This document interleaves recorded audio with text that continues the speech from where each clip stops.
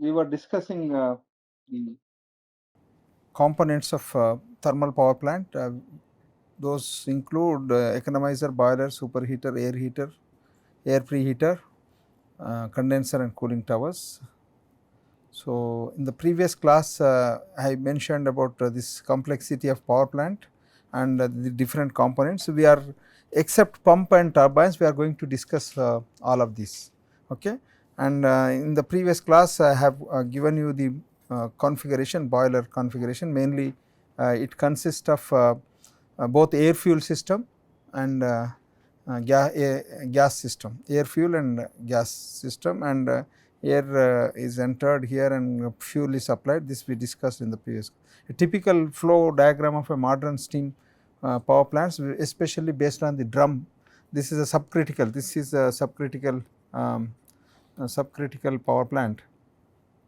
In subcritical, you have this. You have a boiler drum, and from the boiler, water goes to the header through a downcomer. This is a downcomer.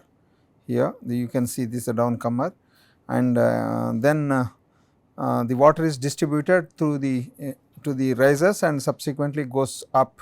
It goes and then goes up to the steam drum, like that. And the downcomer is one pipe, one big pipe through which the cold water goes in, and then it is distributed to the several risers because it should have a high surface area in order to absorb the heat which is produced by the firing, that is pulverized coal firing. And from the steam drum it goes to the superheater, and then subsequently in steam drum you get only saturated steam, and it is further heated in superheated and then goes to the high pressure as well as the reheater. This diagram we have seen in the previous. Air comes like that here, and fuel is supplied, and whereas the water comes like this, goes here drum and then subsequently here to the pressure high pressure heater. And the flue gases, the air which is entered here, flue gases through goes to the atmosphere by induced draft fan,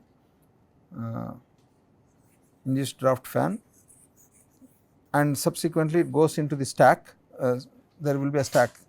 The stack is, I will explain you why stack is required later. Okay. This is a modern steam boiler. This is a subcritical boiler, but supercritical you do not have steam drum. I will show you that supercritical later, where it is a once through kind of thing. And if you look at water tube boilers, because earlier I am not going to discuss the earlier ones. The first smaller capacity boilers, you have like the steam drum and so on, and plus tubes are there. Here this is called water tube or risers. The water goes through the tube and the heat is supplied outside, then it is called water tube boiler. But some cases you have like that steam drum, and then there are tubes connected like this horizontally like that, and then the flue gas comes here and goes into these channels like that. That means the flue gas is channelized through the tubes and water is surrounded by this. That means in the shell side you have a water, and tube side you have flue gases. Okay. So, in such case these are called fire tube boilers. There is a water tube boilers, fire tube. If the flue gas goes through the tubes, then it is called fire tube, because fire is going through the tubes and water is surrounded in the shell. Okay, that is called fire tube. Whereas the water goes through the tube and the fire is around that outside, then it is called water tube boilers. So, that is the difference. Now, if you look at fire tube boilers are generally meant for very small capacity. I do not know, when we were kids, we used to have this hot water system where the fire goes through the tubes and then the water is around that drum, smaller capacity. But most of them, these power generating boilers are water tube boilers. Okay. And While working in my plant, sir, at brewery, we have 4-ton fire tube boiler, sir, using FO. correct, but that is a 4 ton. Here if you look at this high capacity boilers, and they are generally water tube boilers. Yes, sir. Okay. And one major difference I found, sir, in water tube and fire tube, the pressure of water in fire tube is only around 1 bar, even less than 1 bar. But in fire tube it's 1 bar, and in water tube it can rise up to 10 bar, 12 bar, sir. Correct, correct. So you are asking why, or you are giving the information. Hello, can you hear me? Yes, sir, I can hear you, sir. Well, whatever the information, what he is saying is in fire tube boilers we cannot go for high pressure steam, but whereas in water tube boilers we can go for higher pressure steam. So why? Because the for example, this is the tube, no, riser tube here. If you send water, you can send with high pressure because it is a small tube. And if you put the shell side, there is a, if you look at the cross section, it will be tubes are like that here. Oh, see, if tubes are connected like that, tubes are placed inside the drum. This is a boiler, this is the shell side, and these are tube side. So when you send, I am talking about cross section, when you send the fire through these tubes, that means flue gas through this tube, it is okay, because the flue gases are not at high pressures. It is only the pressure, flue gas pressure is equivalent to the pressure which can which is enough to let out this into the atmosphere. There is no high pressure flue gas. Whereas if this water is surrounded by these all these tubes, and this pressure, the pressure of the water should be taken care of by this shell, this outer shell, big tank. So this big shell, if you put high pressure, it should be very thick, and it will become very expensive. Okay. Whereas in a small tube you can pressurize, but if this room size tube is there, if you send with high pressure, then the thickness of the shell has to be very high. That is why for low pressures, because we cannot attain high pressures in the shell side, that is the reason why we go for low pressures. I think it is clear. Is it clear? Yes, it is clear. Yeah, okay. So now the next one is how we will explain what is the we will discuss this water tube boiler and mainly recent developments. See, the one which you have seen here, if you find out this heat transfer, you need to know the surface area of each of these tubes, and then they are freely suspended. No, if you take a tube like this tube and heating around that, and water is going through this, and then there is a phase change in this, yeah, phase change. But what happens is, this is very high pressure, it is under high pressure, then there is no support from any side, there is a possibility of failure if you go like this.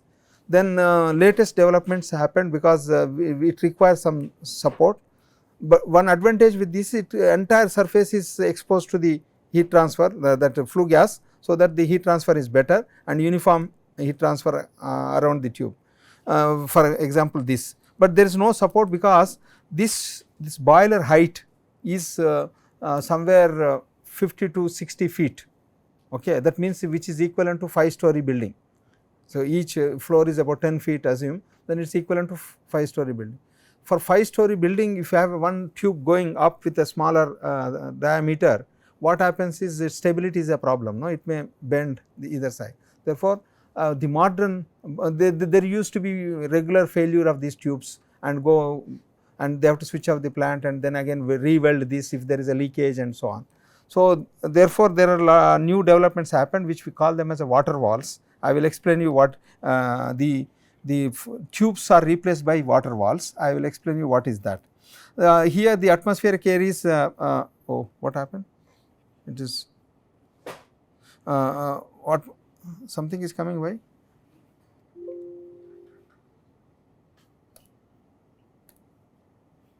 Some problem is there, it must be recorded. Okay, now the forced draft fan, which is just I have already explained this induced draft fan and flue gases thing in the previous class. I explained that what should be the minimum temperature of flue gas which are exiting from the plant. It should be above 150 degrees, otherwise there is a possibility of this dew point, and then sulfur dioxide, sulfur get condensed and then the tubes get eroded. This is the one point which I have already explained. And the fuel, if you look at from that, the forced draft fan is used to force the flue gases into the gases into the boiler and the to the atmosphere, like you see this is the forced draft fan, which air is pushed into the boiler here, and then induced draft fan takes away the flue gases. So, here if you look at any of the text, I will explain you later, but whatever the point behind the text is this: the forced draft fan takes air from the atmosphere which is in the cold condition, and it is preheated in air and then supplied here, and the temperature of the air should be close to 180 degrees, otherwise there is a pre-ignition. Yesterday in the previous class we discussed that pre-ignition, otherwise oxy-combustion also we discussed last time. I hope you understood. So, this forced draft fan has to handle the low temperature air, whereas the induced draft fan it has to handle high temperature flue gas. Okay. And generally the induced draft fan is much bigger than the induced forced draft. Why? Because the after complete combustion, the gas which goes out is the flue gas, which consists of the air which is supplied plus some kind of particles, some extra fuel particles also. So, therefore, this is bigger than this, because the amount of volume to be handled by the induced draft is much higher than the forced draft, where you are only supplying the air. And this has to be the materials which are made of this induced draft should be different from this, because it handles at a high temperature. Not only high temperature, the ash particles may hit the fan, so that there will be pitting of that, and it is a different fan. The fan configuration is itself is different. So, and also when compressing high pressure gas is more difficult, it requires more power, this more power than this power. So, these are I explained here all this, no need to worry. The flue gas must be enough buoyancy to raise high flume above the stack for proper atmospheric dispersion. That is the important thing here. And induced draft I have explained, forced draft I have explained. Then the next one is the boiler water.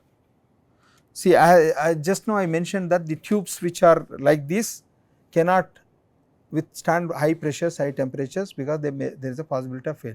Then why don't you give a support to this? Okay. So, this room, instead of having vertical tubes like this and then air the combustion flue gases going through this, will have a problem. So, instead what you do is you take this and put it on the walls. Okay. All the tubes in the walls, and in the middle of the room, what I mean to say, middle of the furnace, you can fire it, so that the heat is transferred from the middle to the walls, and through the walls you send these tubes, these vertical tubes here. So, you have a vertical tubes, this is called water walls. The water tubes are on the wall, and wherever, but you have to also provide firing. So, wherever firing is required, burner is required, you make it like this. This is a burner's position, but whereas the rest of the places it is same. And in this firing, generally these are tangential firing, they put in the corners and put it that.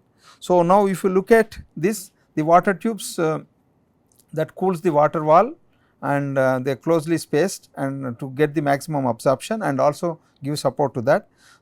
This heat which is absorbed by this by radiative mechanism, because central you have a high temperature flame is there, at the walls water is flowing through that from bottom to top. So, this heat is transferred by radiation to that, but some extent convection also plays a role, because the air is moving or the flue gases are moving.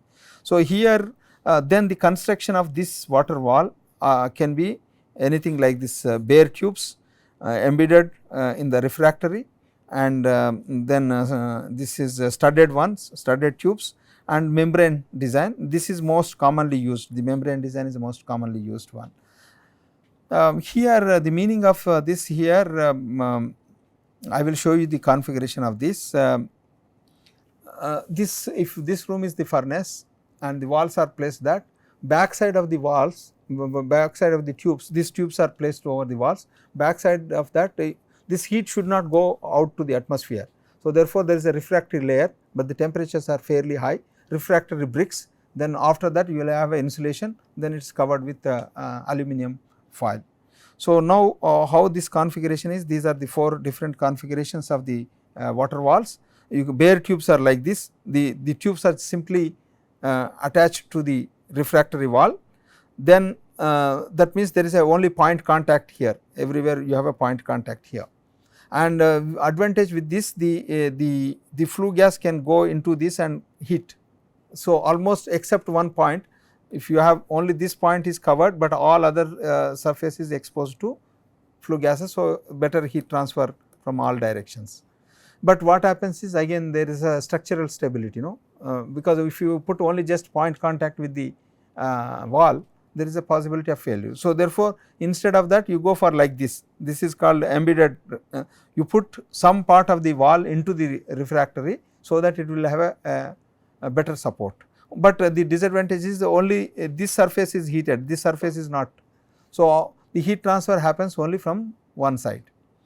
Another one is in order to make the uniform heat, you can go for like this also. This is the studded tubes, you have the studded, you put some extra material over that. It is not a direct heat transfer like this, it is a indirect heat transfer. Okay. So, there is a indirect. The third one is, because these will have a limitation, but why do not you go for this membrane design, where you can interlink them, interlock by this. This is another way of doing it, is for this one, for the water walls. Generally membrane design consists, I have already explained, consists of a center slightly wider than their diameters and connected by bars, which you have seen that, or which call them as membranes, and welded to the tubes to their center line here like this. These are welded membrane. Membrane means this also transfers heat parallelly to that. And the membranes act as fins, because whatever heat is supplied here, it will go to into that, acts as fins to increase the heat transfer, as well as the afford to continuous rigid and pressure tight construction for the furnace. That means, it gives not only structural stability, but also higher heat transfer through fins. So, here there is no inner additional tubes are required for this case. Then circulation, what is the, how water is circulated? Yeah. Refractory means it is insulation. Insulation means see what is this? This is actually insulation cum sound, because that is why it consists of holes. Okay. It is a thermal insulation as well as this one. You have now I have to explain. See, the question is, what is the refractory lining? Refractory lining is the insulating material, but it withstands very high temperature, because the furnace temperature is 1800 degrees Celsius. At 1800 degrees it should be insulator. Insulator means it should not allow heat to transfer. So, generally insulating material cannot go for such high temperatures, normal insulators. Insulators are glass wools, rock wools, mineral wools, like this cardboard is an insulator. This is a plywood is an insulator. Okay. This is thermocol. Thermocol is an insulator, but it cannot withstand high temperature. You cannot use it in a boiler. But this is a good insulator for the air conditioning, because heat should not go from here to the other side.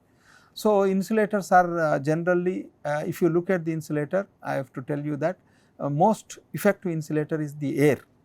Air is the best insulator for heat, whose thermal conductivity is very low, 0.034 or somewhere 0.024 watts per meter per Kelvin. Okay, that is the thermal conductivity of that. But what happens is, you cannot put air, you can put an air layer here for insulator in the furnace. The air cannot be fixed because it tries to move, it is a gas, it tries to move. When it tries to move, then what happens? The convection starts. The convection means it loses heat to the atmosphere. So, when you keep air in a stagnation condition, it will be more effective insulator. You put air in a stagnation condition. How do you do that? You put some low conductive material and fix into that.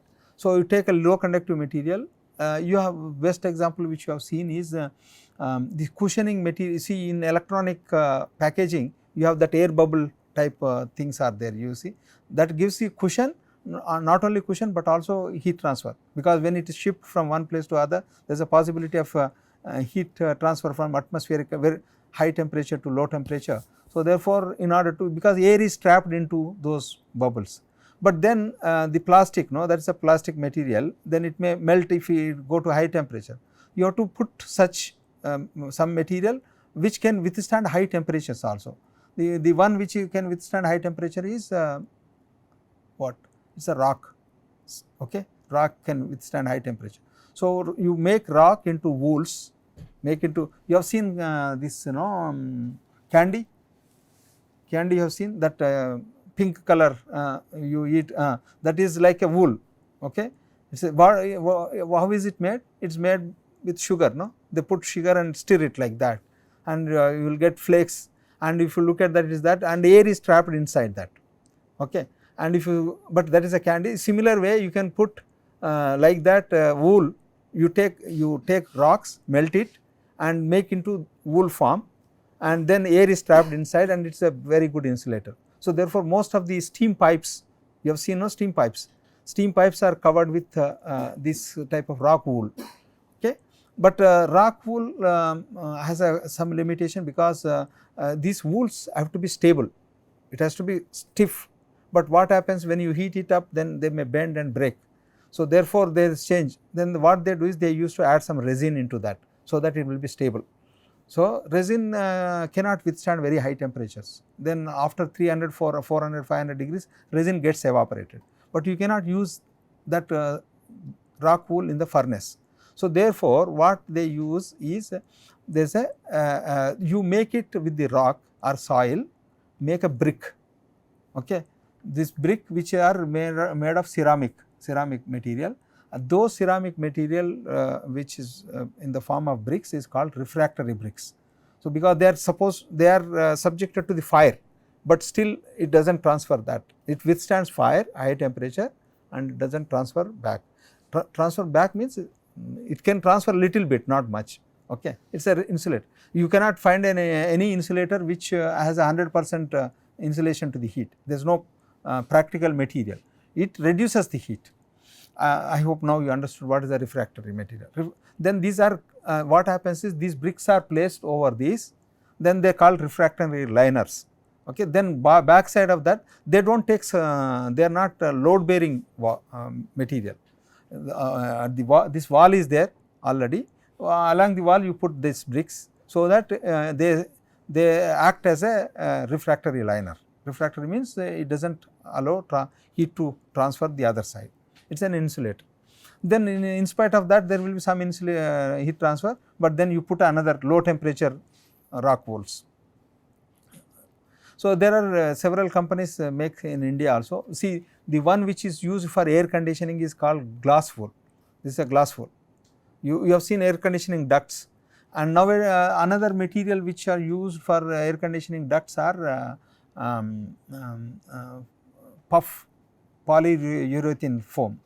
Polyurethane foam, see, if you want to know that, if you go to this your canteen, now they are laying water pipes. You have seen, if you go to new academic building, they are laying the cold chilled water pipes, and that pipe consists of foam inside, then there is a black cover. You can go and see if you are interested. There are a lot of pipes. There are pipes. They are you know, they are lying there, and some of them they are laying, because I think they want to bring.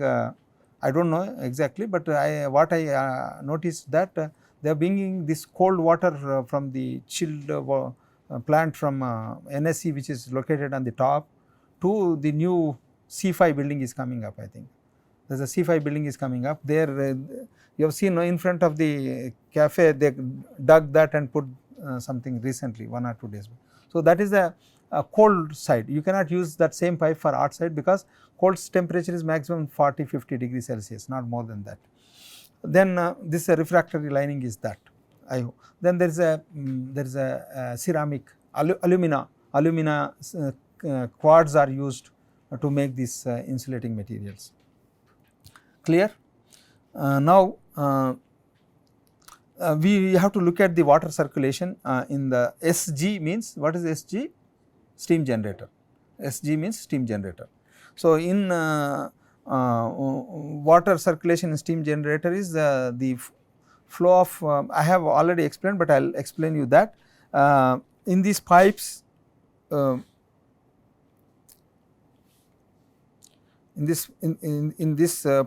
these pipes when the water is flowing from the bottom, it is in the liquid condition. As it picks up the heat, there will be a two-phase thing. It cannot completely convert into saturated vapor, but there will be a mixture from here to, if you go that here is a liquid, but here two-phase, that means it consists of both liquid and solid. So, the movement I have already explained, when the water moves here and it is admitted with, because it is pumped at a high pressure, the water is in the tubes are at higher pressure, which is equivalent to the boiler pressure. You have seen, no, steam table, the boiler heat addition is at high pressure. The water which is going in this is high pressure. If it is a subcritical 140 bar or even supercritical is 220 bar, but this 140 bar water is going inside and you are supplying heat, then some part of this liquid is converted into vapor, and vapor tries to move at that pressure at a higher speed than the liquid. So, there is a possibility of some fallout and rest will go.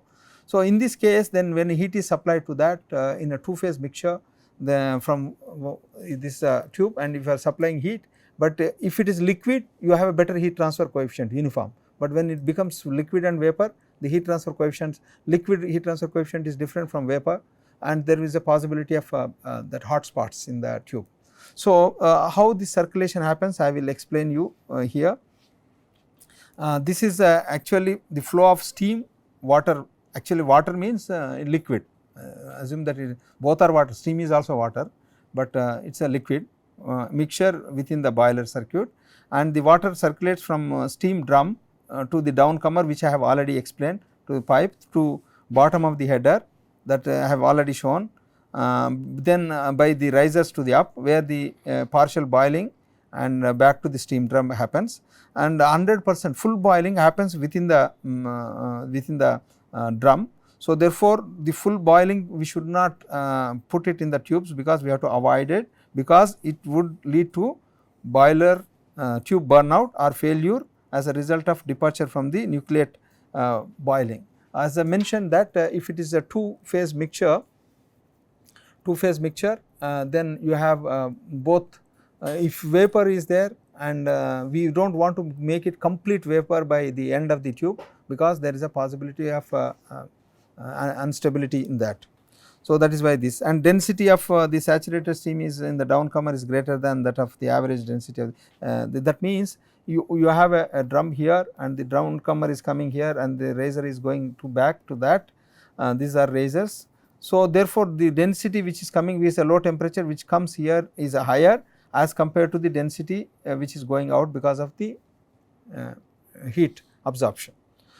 So, therefore, suppose if this water is coming down, heavy water, high dense, and then once it picks up the heat, it becomes lighter and tries to move up, and then it comes here and picks up. Once it moves up, then the heavy water, that means heavy means high dense water comes in here, and this circulation establishes here. This circulation because of the density difference, it is called natural circulation. This is a natural circulation, because there is no external power is required to circulate, because it is moving on their own because of the density difference.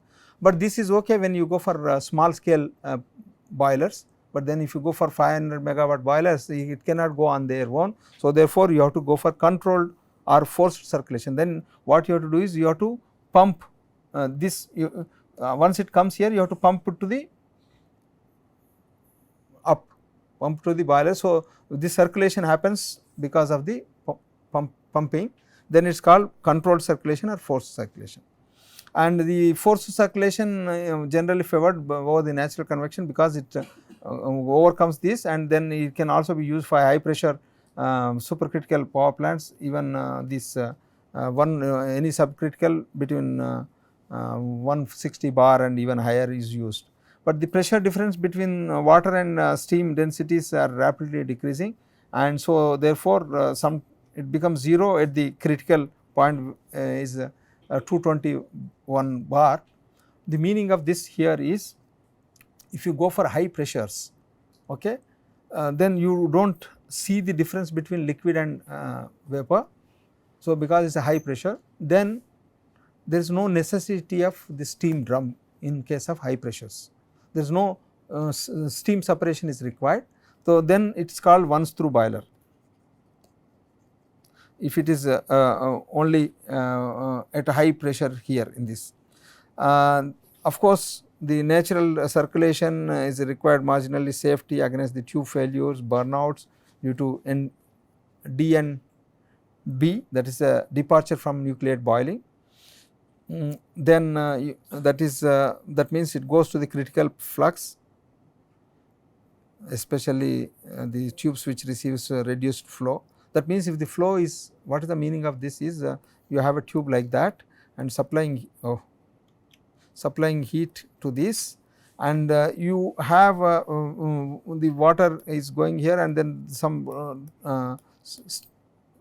steam droplets, steam bubbles are formed, and steam bubbles goes up, and when you have complete steam here, all becomes steam, then what happens is the heat transfer, this is called departure from nucleate boiling.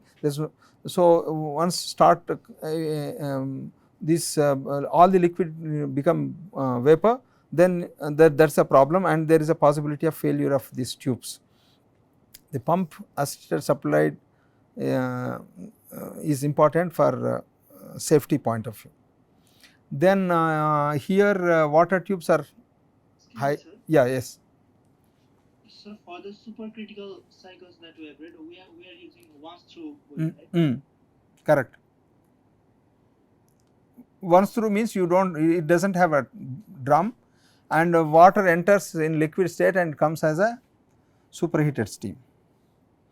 I will show you how that what is the difference between a drum type and this one later as a one picture, so that you will understand. So, see, in order to see if this tube is there, this tube, if it is a normal tube, there is a heat transfer coefficients are different, then what happens is this may fail because of the uneven heating of this. So, in order to avoid failure, you have to strengthen it, you strengthen this tube. How do you strengthen the tube? You have to go for thick tubes. When you go for thick tubes, see, instead of if you go for like these thick tubes like that and like that, the heat is transferred from here to here. So, when you go for thick tubes, there is a conductive resistance here, and it takes longer time to then you have an inertia, and not only that, it will have very high weight, too much weight and cost. So, therefore, instead of these you can put something inside like that, some twisted tapes inside, so that it gives strength, not only gives strength, but also increase the heat transfer area. So, that is what I mean to say, that here this one, the tubes are grooved, are corrugated, are ribbed in their inside surfaces in order to avoid this failure. So, the tubes that are ribbed are riffled. This is helically means just now I showed you know this helical ones. So, inside the surfaces, and ribbing creates a centrifugal action within that, and directs water droplets towards the this directs the water droplets to the vapor film. So, therefore, that is see what I mean to say here, anyhow, do not worry this. What is the meaning of that is, if these are there, there is a centrifugal force and they try to, the liquid is pushed towards the wall so that you will have a better heat transfer. That is the meaning of that. In but modern heat transfer, modern large steam generator boilers now designed with natural circulation also, but because if you go for forced circulation, the disadvantage is you have to spend more power for circulating this water also. In natural circulation there is no power requirement, additional power required. So, now if you look at the natural circulation, assume that this is the drum and there is a downcomer, and I have considered only one riser. There will be many risers, there is one downcomer, many riser. All this downcomer and risers are connected by the header here, this is a header. So, if you look at the heat transfer point of view, see the water in the drum, these are steam drum, water in the drum should be always half of the one, not full. It should not be filled with this. Remaining half is for steam to accommodate the steam. Only water is placed 50% of that. Then how do we know? It is earlier boiler they used to connect outside like a glass tube like that, and you can see that where the level of water in that. So, this is called a half fill glass. Half fill glass means that is a water. Then the water comes here and the heat flux is supplied here, and this drives the steam into this, and then vapor goes up and liquid falls back.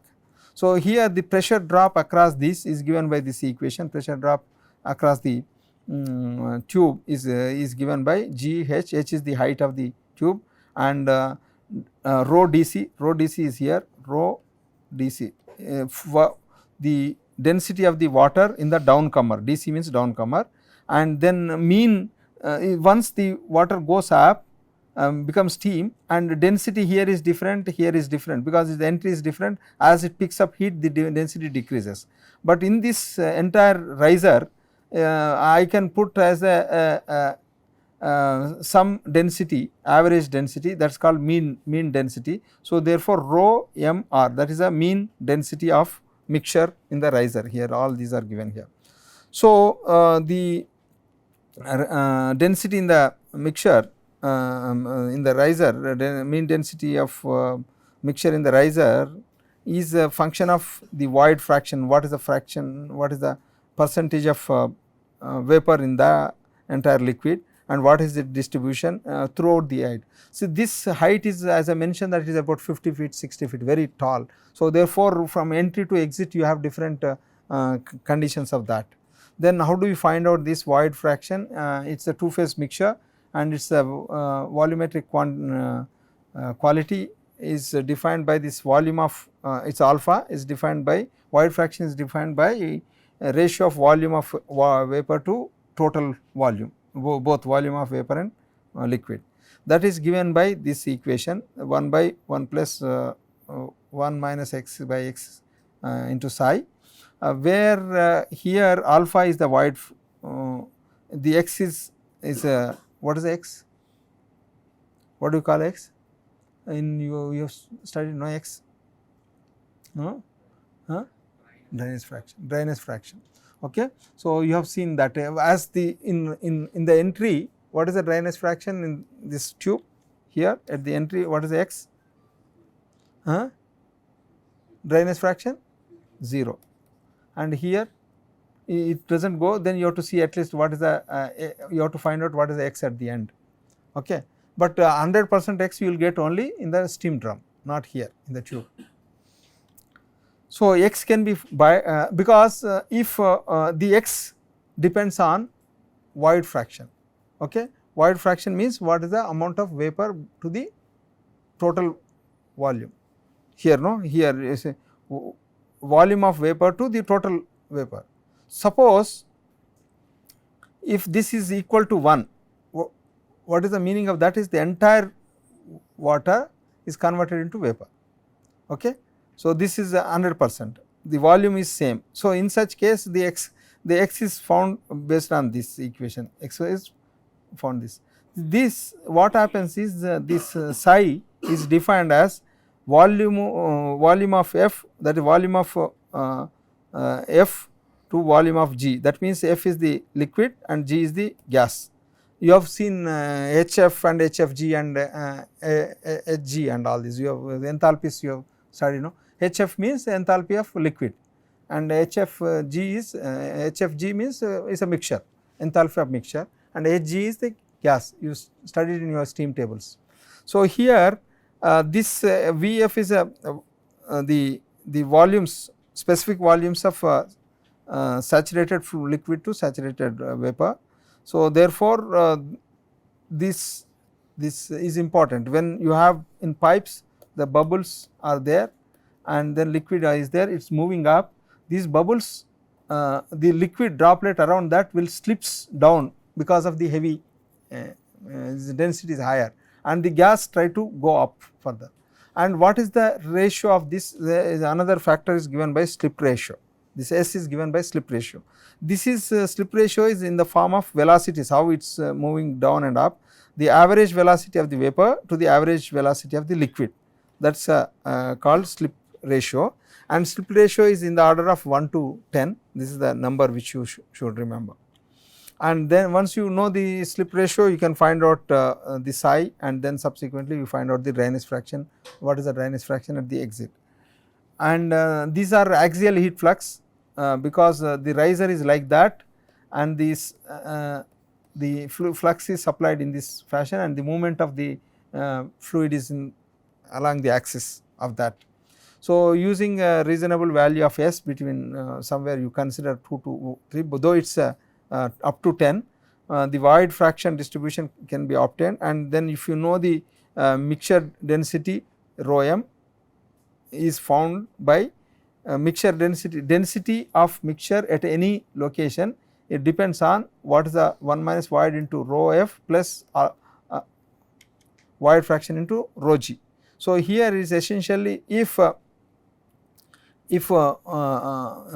alpha is 0, then you will have only complete there is no void fraction, that means completely liquid.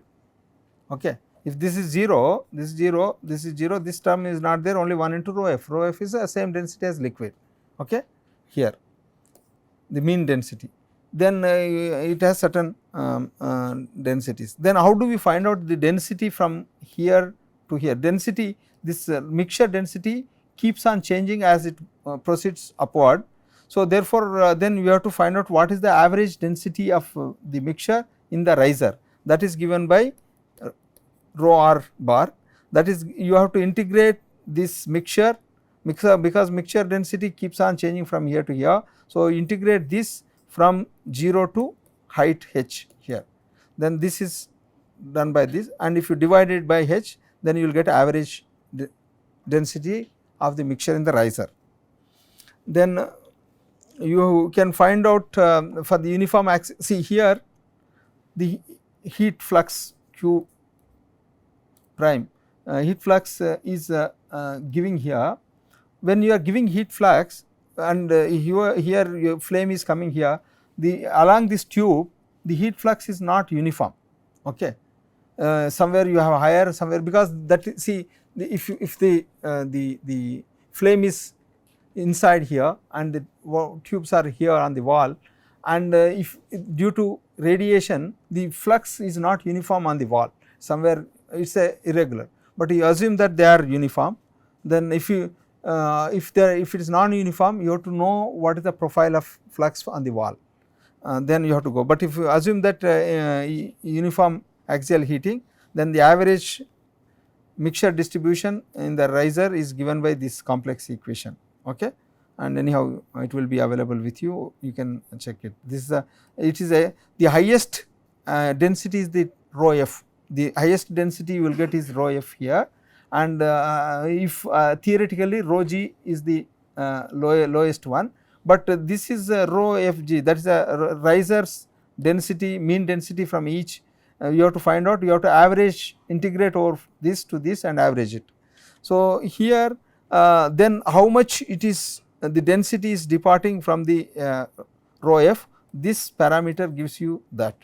Here again the void fractions are different, here the final void fraction is rho g, but you do not get you do not get complete void fraction 1. Why? Because you do not get dry steam there, saturated steam, only saturated steam comes in the boiler drum, because if you create saturated steam within the tube, it departs from the departure from nucleate boiling, which results in failure of the tube. So, therefore, in tubes there is no phase change happens. Phase change means complete phase change.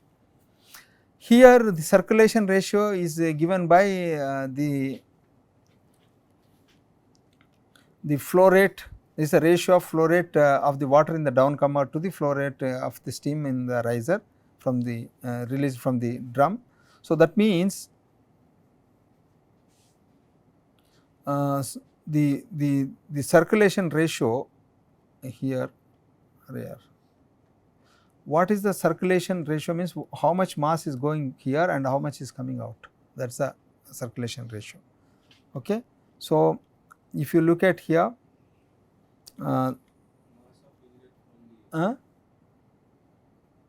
this is the flow rate of the steam released from the drum. Okay. From the drum means I will tell you what is that. Then this is the downcomer. See what is the meaning of here is, see this is the water is supplied to here, but after this there is a steam generation here. Actually the saturated steam comes here, then from here you have to take out. Okay. The steam is taken out from this. What is the volume of steam is going out to the this.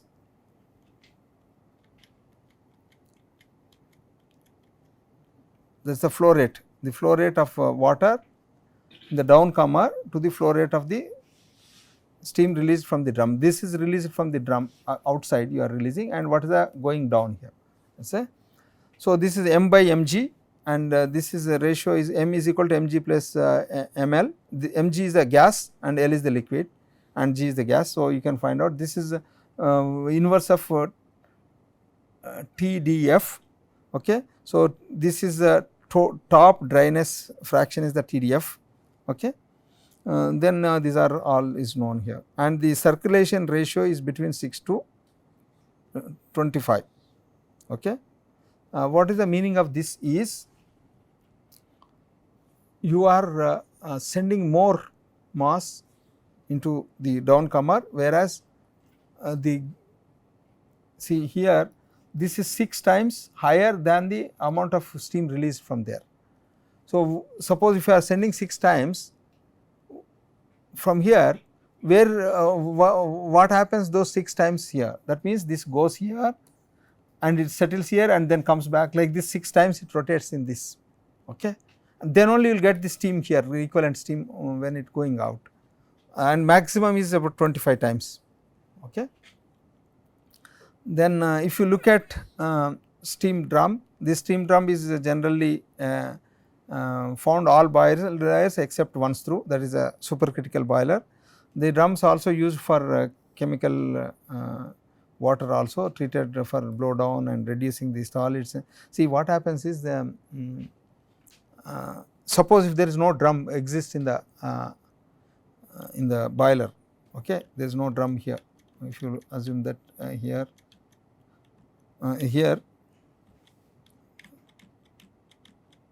this is drum. What you do is you can bring some pipe here and then supply here and take this. See drum, when it is passing through several pipes here, the water is generally is a DM water, demineralized water, but it interacts with the pipe and then there is a possibility of a scale formation and then the solid material formation, that once it comes to the drum they are settled. So, you have to remove that solid materials from that on a regular times, then that is called blow down. Blow down means you have to remove all these from the. So, that is the purpose, one of the purposes for going for steam drum. This reduce the solids in the water and blow down also. Blow down means removing the chemical, whatever the chemicals added to treat the water, those will be settled in the drums, they will be reduced removed in a regular interval. And then how do we, suppose you have a drum here and water is 50% and you have and steam is going out, and this is a saturated steam, but we have to admit saturated steam. You have seen the cycle here. So, this part here, this is the part here is going out, then it goes into the superheater and then you have to expand here. So, our interest is this part. So, now you have seen steam is generated till here, but from here only it should go to the superheater. But what is the guarantee that this is reaching to the saturated or is going like this also? It can go without reaching to the saturation into the superheater like that. So, in such case you need to remove the steam from the steam drum and only allow the steam to pass, but it should not allow the liquid droplets along the steam in a mixture. Then for that you need to have a separators. These are the 3 separators which are used for separating steam from liquid or from the mixture. You have a liquid vapor mixture, but it should allow only vapor, it should not allow the liquids. How do you do that? It can be done by gravity, because if you have this, liquid droplets have a heavier than the gas, but if you allow that at high pressure, it tries to go up. So, how do you do that? Generally you have seen in cooling towers mist eliminators. Mist eliminator means inertia. This is called inertial impaction. Inertial impaction means, see, if the gas is going like this with a consist of vapor, and if you put an obstacle here, what happens? It hits the because because of its characteristics, it tries to hit, because it tries to move in the same direction. As soon as it hit, the heavier particle drops down, and then lighter one go take a suppose this one, then it hits, then heavier one fall back, and lighter one goes along that and goes up. So, this is called gravity separator. Because of the gravity it goes down, that is a gravity separator. The other one is a mechanical and centrifugal. We will see how these are. Gravity separators are these. See, because of the first one is a gravity separator, where you have vapor will fall back, liquid will fall back and only vapor goes down, but it is not that effective.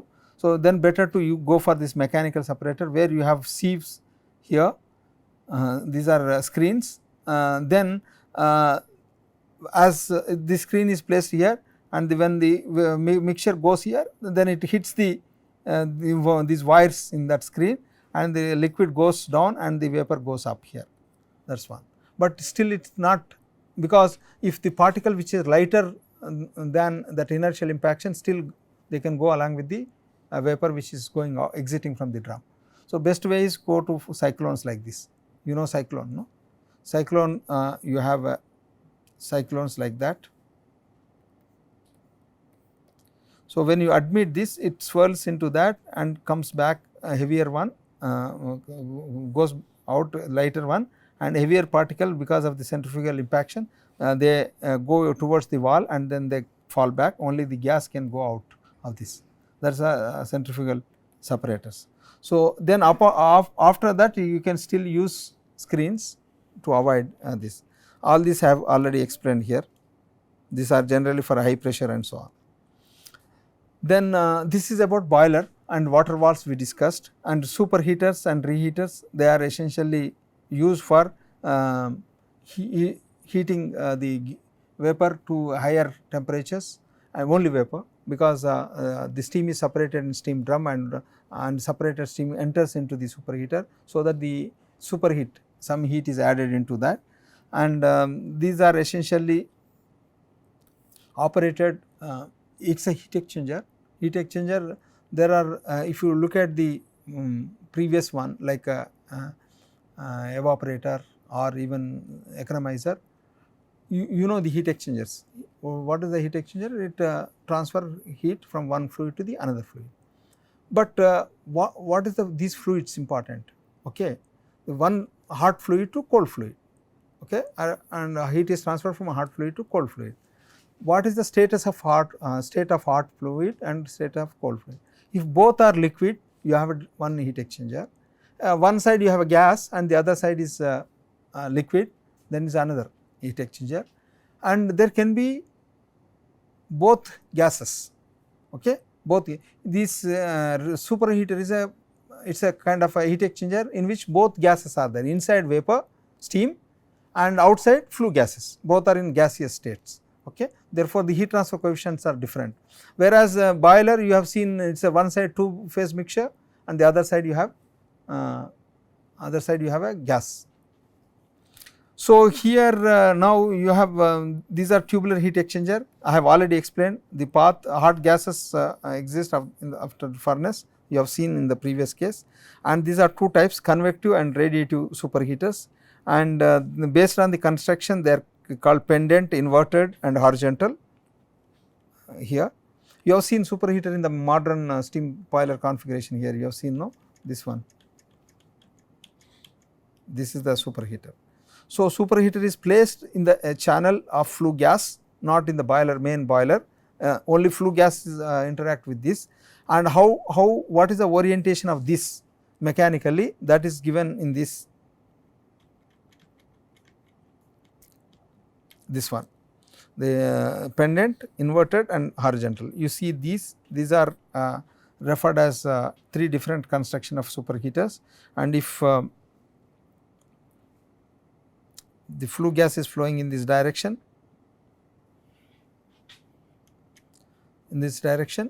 and the top of that is the superheater. Okay. Superheater gas enters here. So, this is a heat exchanger. Okay. This is a heat exchanger. So, what type of heat exchanger is this? See, the flow of this is here, the other flow is the other direction here. Okay. So, then here you look at that, this is a downward, it goes here, and this is a inverted, this is a pendant, this is a inverter, and horizontal is this, you have horizontal and gas comes like that here. Heater? This is a heat exchanger. I have shown as a one curve, but these are consist of several tubes. This is a heat is the flue gas is hot fluid and cold fluid is the steam here, it is passing this. It is a 2 pass. So, it comes here and goes back, 2 pass. Okay. This is a heat exchanger. This is another heat exchanger. Only difference is this. One inlet, another is outlet. But this is a downward, this is a upward. The gas goes here. See, in this you have seen.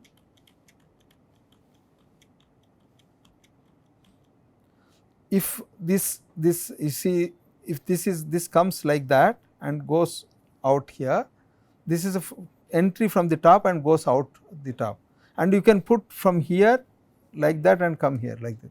Okay. Top one is pendant, bottom one is inverted. Now, whatever is there in this is a pendant. No, whatever is there here is this is a pendant type. Okay. Correct. No, this is you understand. So, this is a reheater, this is a reheater, this is a superheater. Okay. So, this is pendant type, but if this is there arrow downward here, this is inverted. But then another way is you take this and put downwards here and put horizontally like that, then it is the other one. Okay. This is horizontal one. So, you can see how the cross section of yeah.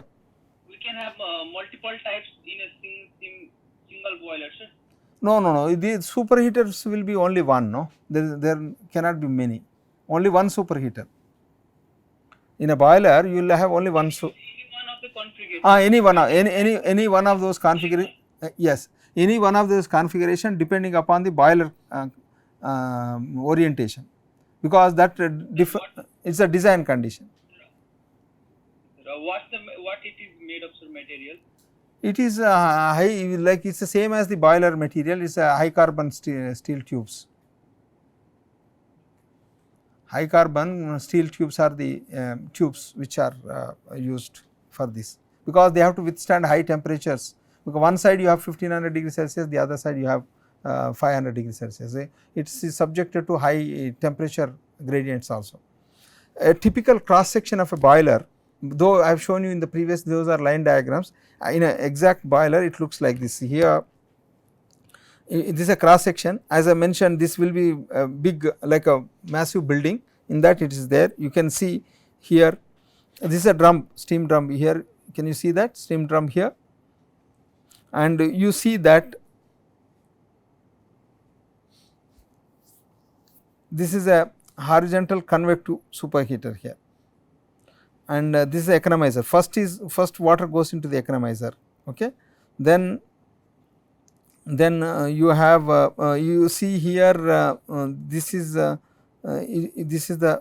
where you can see this is the economizer inlet here, economizer inlet, and where is the economizer, this is the economizer outlet somewhere here in these two here, and it goes into this one, it goes into this from economizer to steam drum here, and from here the liquid, this is a downcomer, this goes down here and comes here, and then this becomes a saturated steam, and then what happens is this saturated steam goes here to the boiler drum back, and then from here you take it, and the this is a reheater, and this is a superheater, it goes from here this one and comes, and this is a reheater, this is a reheater inlet, and the reheater outlet is somewhere here.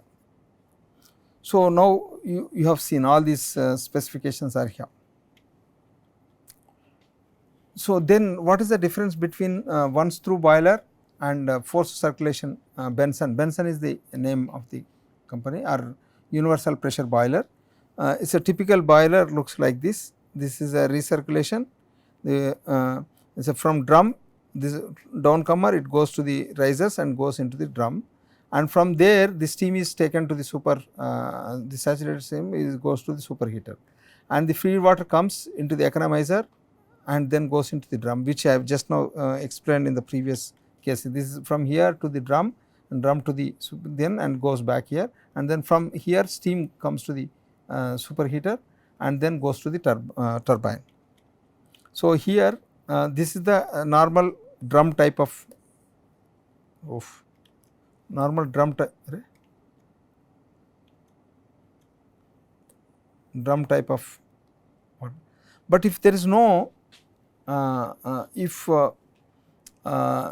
for once through boiler, there is no drum here. You see that feed water goes into the economizer, subsequently boiler, and then goes to superheater, and once the feed water enters in the liquid condition, it comes as a superheater. There is no drum, because in the phase transformation occurs through while it is flowing through that. This is called once through steam generator.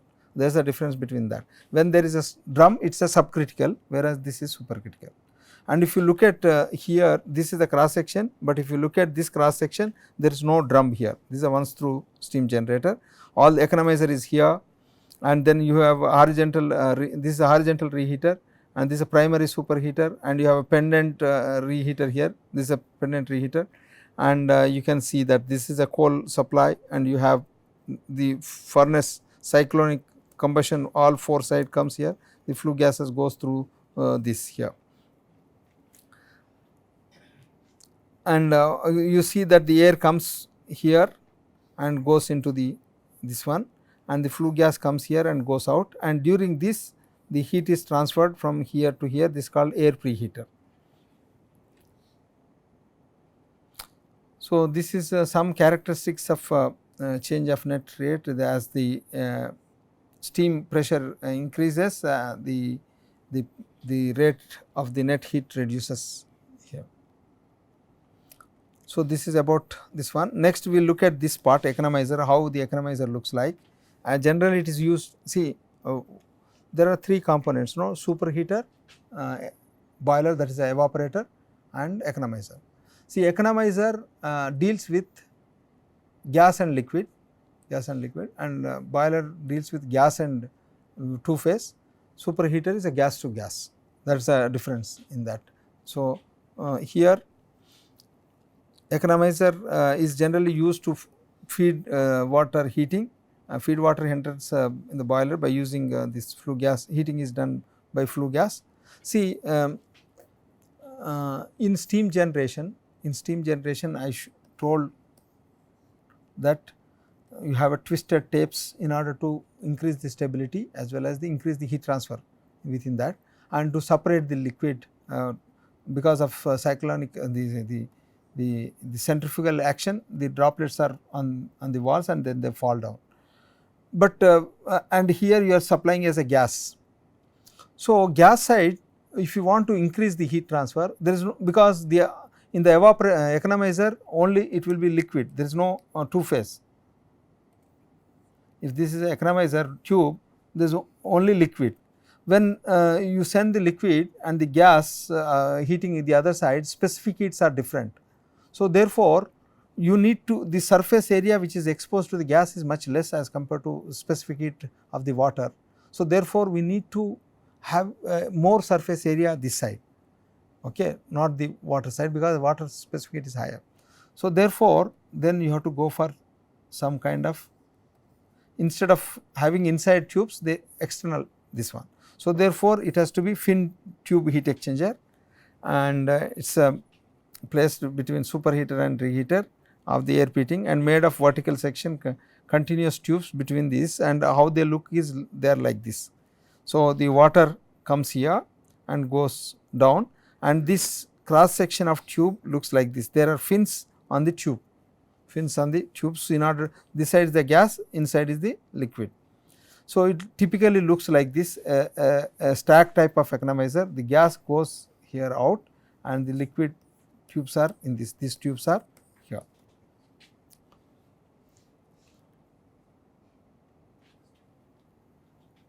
Clear?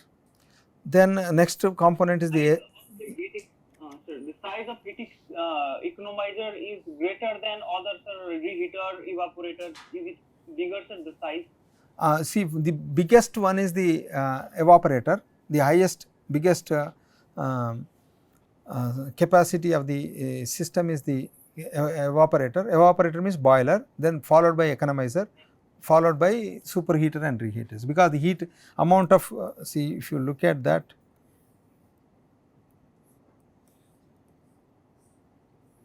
so the amount of heat is here, if you like Q, if you add Q1 here, Q2 here and Q3 here, and here Q2 is greater than Q1, greater than Q3.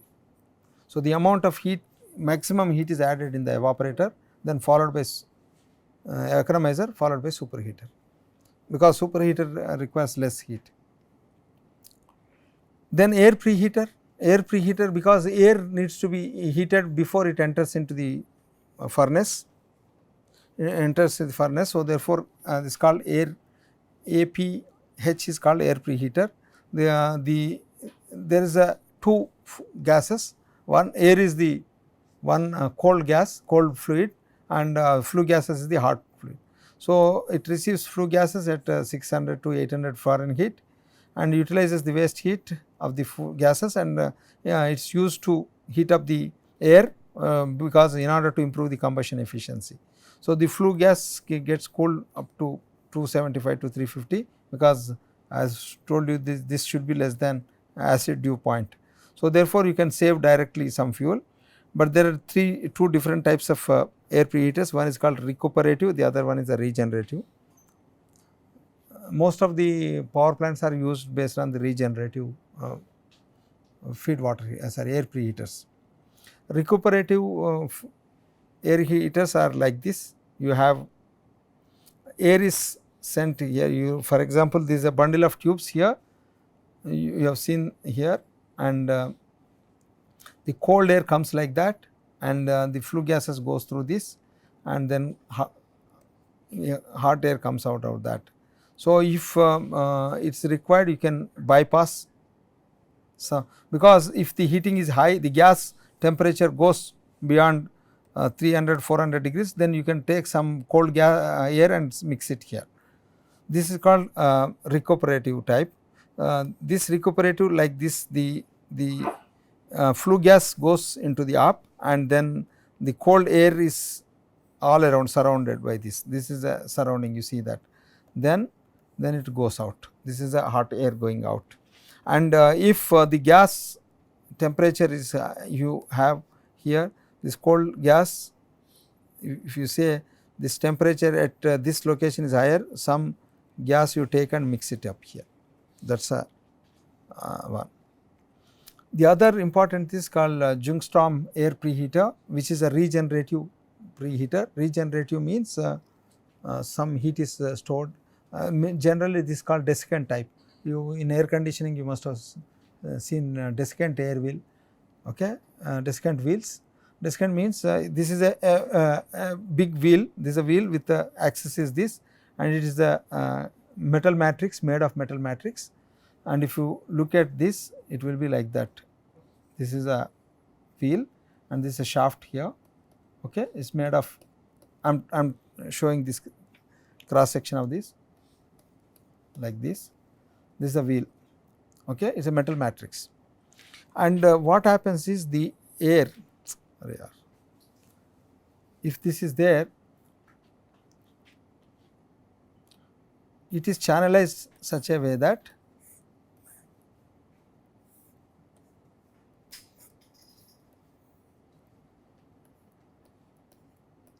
I think I will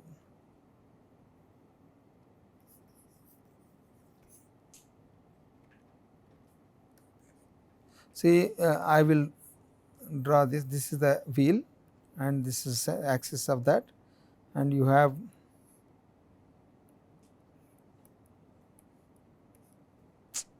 here.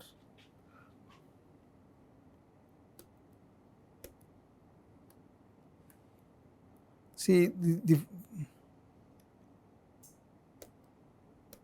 is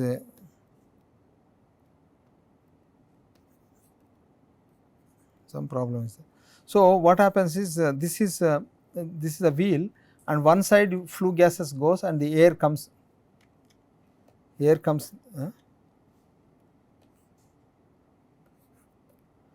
there, some problem is there. We will discard again. This is a, so here you have this wheel here, and you have shaft here, and then exactly at the shaft you have this is a flue gas comes here and then goes out flue gas here, this flue gas. The other side air comes in, air comes in and air goes out. This wheel is rotated with very low RPM, so that maybe 1 to 2 RPM. So once this is metal matrix, completely metal matrix here. So the air flue gas goes here. It's a like a honeycomb structure. This is, you see that these all are honeycomb structure.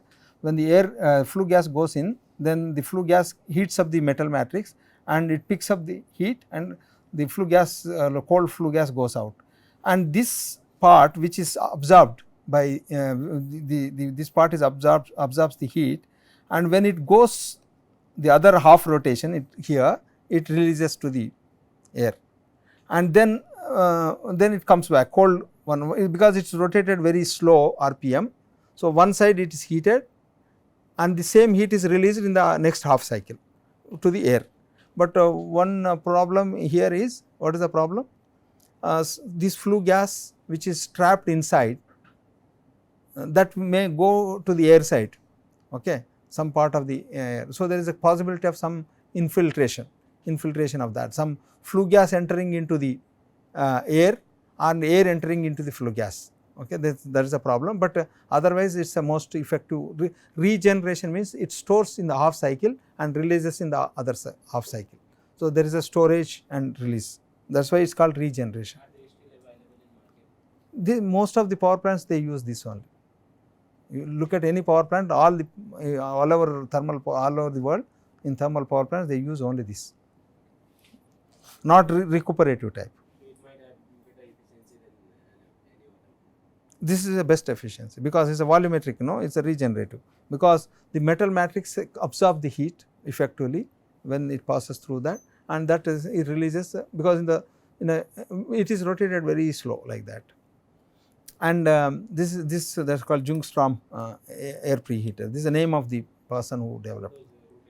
How Huh? does the rotation of these air preheater affect the efficiency of capturing the flue gases? If you rotate fast, it may not trap the entire heat in that.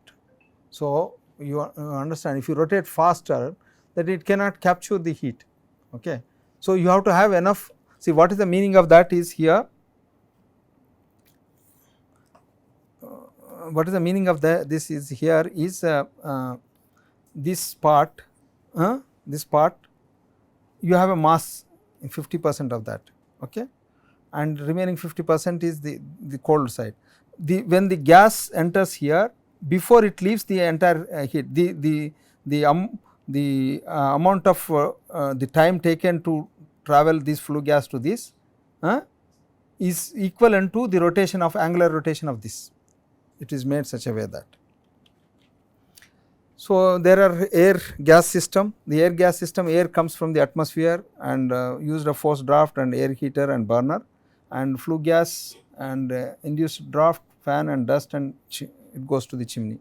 FD ID fan is called, there is a, this part is handled by forced draft and this part is by handled by induced draft. Induced draft fan handles the flue gases and forced draft handles the air. So therefore, just now I mentioned the FD and ID system is called balanced draft. What is the function of a draft system? The main function of this is also called draft or drought, anything you can use. This is a drought or draft, anything you can use, any word. So to supply the air to the furnace, required quantities for complete combustion of fuels. The other one is to remove the flue gases which are formed out of the combustion, that is the one, and then they are let out into the atmosphere through stack or chimney. So therefore now you have two draft systems or drought systems which are generally for large generator requires air need to be pushed in and pulled out of that, and it is a combination. You have a forced draft fan and induced draft fan, they are different fans, they are used differently here, and the forced draft fan is used mainly large steam generator, mainly all applications, and are placed at the entrance of the air and to preheat the air and put the entire system into the stack entrance under the positive pressure here. So the FD fan handles cold air.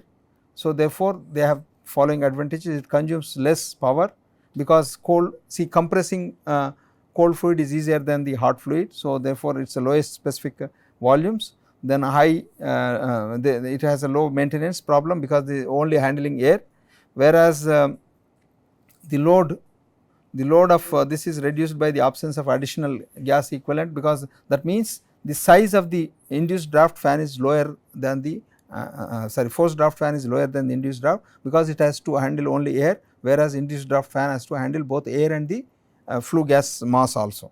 That is why there is this additional gas equivalent is not there, and low capital cost and of course operating cost. But the disadvantage is of this is the this is a furnace and you are pumping air into this. So this entire furnace is at higher pressure. Okay. When it is higher pressure, what happens is the atmospheric pressure is low, so there is a possibility of leaks through the joints here, okay, because at a high pressure to low pressure. So therefore leakage of NOx gases from the furnace walls is another important, and it has to be airtight furnace construction, and there must be special attention to be given to the design inspection, because there may be doors for cleaning the soot formation is there, and other maintenance purpose. This one induced draft fan is it's located in the steam gas stream between the air preheater and the stack before or after the dust collection. There is a dust collection is ESP. I have already mentioned electrostatic precipitator. So, this is in between this electrostatic precipitator is in between that, and they discharge essentially atmospheric pressure. So, place the entire system under negative because it has to suck and then send it to the atmosphere. So, therefore, when you have a suction it is a negative pressure, and it has to handle hot gases including original air, the gas equivalent of the fuel added into that, and some leakages from the outside also. So, therefore, the power requirement therefore is higher than the forced draft fan. Induced draft power is higher than the forced draft, and this forced draft induced draft fan has to handle the flue gases which contains sulfur and NOx and other things. So, therefore, it is a highly corrosive combustive products, and the ash can come and hit the fan blades. So, therefore, there is a possibility of fitting. So, therefore, it needs to be ID fan needs to be made with a special materials. In some cases only FD fan is used because we push that and let out, but in most of the cases it is a balanced. Balance means forced draft, induced draft come. Huh? Are they passive? What is the meaning of? Passive, so you don't require any force. No need to apply any force into it. Induced means self-acting. What do you mean by fan? No, self-acting. Are they self-acting? How come fan self acts? This it cannot rotate on its own. I am talking about induced draft. I am not talking about FD. Induced draft also. What do you mean by induced draft? Induced draft means you are creating suction and throwing out. Okay, you got my point. So, it cannot drive on its own. You have to connect a pump motor to that. Fan has to, this fan is there. Fan, is there a motor inside? Otherwise, it cannot rotate on its own. No. So, you are talking about where passive they are not actually induced ones. Passive fans are used, you see you are referring to the industrial houses. You have seen industrial houses, they put some fan over that. You understand, you have seen that mainly big there they put a fan to remove the air out of that, because anyhow air is moving up. Ventilators, those are ventilators. Okay. So, but this fan requires power, it is not, they are not passive. So, but actually most of them are centrifugal fan. I think I will take a couple of more minutes, and so now we have to see these velocity triangles.